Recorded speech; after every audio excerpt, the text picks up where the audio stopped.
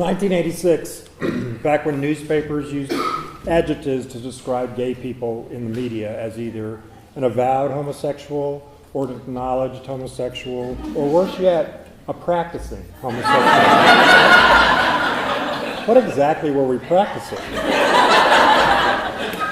Gay rights were non-existent, there was no treatment for AIDS, and I was living in Grand Prairie. So I volunteered for the Dallas Gay Alliance, and one of the early projects I worked on was a Halloween fundraiser called AIDS is a Drag. This was to be Dallas's first big AIDS fundraiser. In other words, it was a huge drag party. All you really needed for this party was a space, a lot of liquor, and most importantly, an outfit. So we went shopping. A friend told us about this great wig store in downtown Dallas called I Paradise.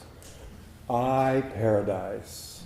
It certainly evoked glamour, and when we got there, I noticed the sign above the store, and there it was in big letters, I Paradise. Only then did I notice the two empty spaces next to the I. The W and the G had fallen off years before, and you could still see the faint outlines of the letters. So into I Paradise, we went, and I bought my first wig. Now in Texas, everything is bigger, and that phrase holds true in the gay community, if you know what I mean. Now, I assume you've heard the term size queen. Well, in the drag world, we're talking about hair. So I chose the biggest, blondest wig that I could find. Now, popular to contrary belief, not every gay man is gifted with all qualities considered gay. Hair, makeup, styling, or flowers. Thank God I didn't have to earn points in every category to get my gay card. So here's the truth. There are no classes, there is no training, there is no handbook, and there is no agenda. I'm here, I'm queer, now what the hell do I do? I'd never truly done drag before and had no skills in the fine art of wig womping. So I pinned the wig on its styrofoam head and started pushing the hair all around the face just to get the perfect shape that I wanted, that I knew that I had in my mind.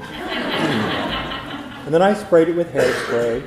So then I laid it down on the ground and I continued to shape it with my hands, and I sprayed and I sprayed and I sprayed. And then when I went to pick it up, it was stuck to the floor. So I went to the kitchen and I got a spatula and I had to peel it off the floor. I picked it up and I looked at it and it was perfect from the first front view, but from the side it was perfectly flat as a pancake. So back then, there were only two kinds of drag, real girl drag or camp drag. Camp drag can be described as clown-like, with a fair amount of exaggeration or satire. So I looked at this pancake hair and I knew right away it was perfect. So I bought more cans of hairspray and I lacquered the damn thing till I nearly choked. Halloween that year was on Friday, and AIDS is a Drag was on Saturday.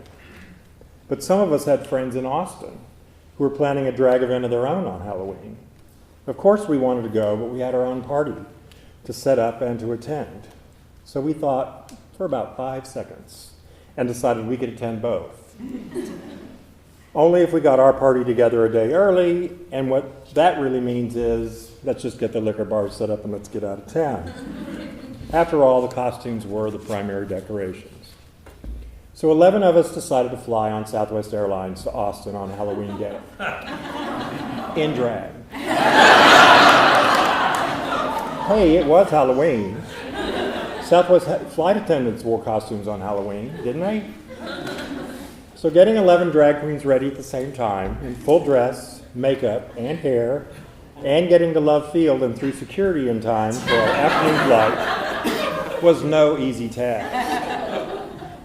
The biggest challenge we faced at the airport was to run across Love Field's huge terrazzo-floored lobby in heels. We barely made it. It was the last business flight of the afternoon, and indeed the flight attendants did wear costumes. Sorta. Not much, an eye patch here, a bandana there, throw in an ARG or two, and you had a pirate. Even still, they were not ready for 11 men dressed in full drag. As we boarded the plane, people were stunned. Most averted their eyes, a few laughed, and many applauded. Well, that was all the encouragement we need, so we vamped down the aisles. 3 of my friends were dressed in identical wigs, dresses, and hats, all looking like Debbie Reynolds. Only the colors of their hair, or their hats and their dresses, were different. And I recall one of the Debbies running down the aisle, turning around, yelling at the other 2, "Hey, Debbie, what's the capital of Wyoming?" And the other 2 responded, "W." And the passengers ate it up. So one thing about flying on Southwest Airlines that has not changed is their first come, first served seating. Luckily, we found enough empty seats way back in the smoking section. Yes, it was that long ago. 3 of my friends sat in the rear bulkhead seats facing the back. I sat facing them between 2 businessmen. 3 of my other friends sat on the other side, and the Debbie sat in the back all together in one row. The 2 businessmen would have nothing to do with us. To say they were unhappy is an understatement. They opened their newspapers, they buried their faces in them, and I told you my hair was really big, and flat. It was so big that both businessmen had to lean away from me so they wouldn't poke their eyes out on the tips of my hair. After a few minutes, we took off, and then we heard the familiar sound softly, bing, bing, and one of my seatmates proceeded to light up a cigarette. I looked incredulously at him and immediately said, "Oh, I wouldn't do that if I were." "Why not?" he asked. I pointed to my hair and said flatly, 10 cans of hairspray. Lone survivor recalls fireball shooting down the aisle. He started laughing, and the other businessman's newspaper began to shake. Really hard. He put it down, and he said, "I give up. I give up. At least I'll have a story to tell my grandchildren." And I immediately turned to him and I said, "Great, now you can help me finish putting on my nails." And to my surprise, he did.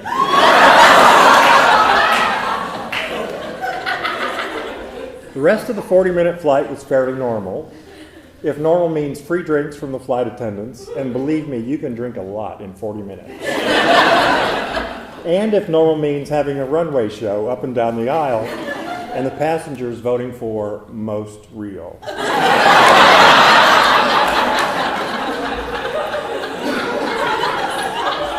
Maybe it was the hair or the cheap cotton jumper, but I didn't win. Was it the mustache? When we arrived at the gate, a friend had jokingly arranged for a wheelchair for a sick woman.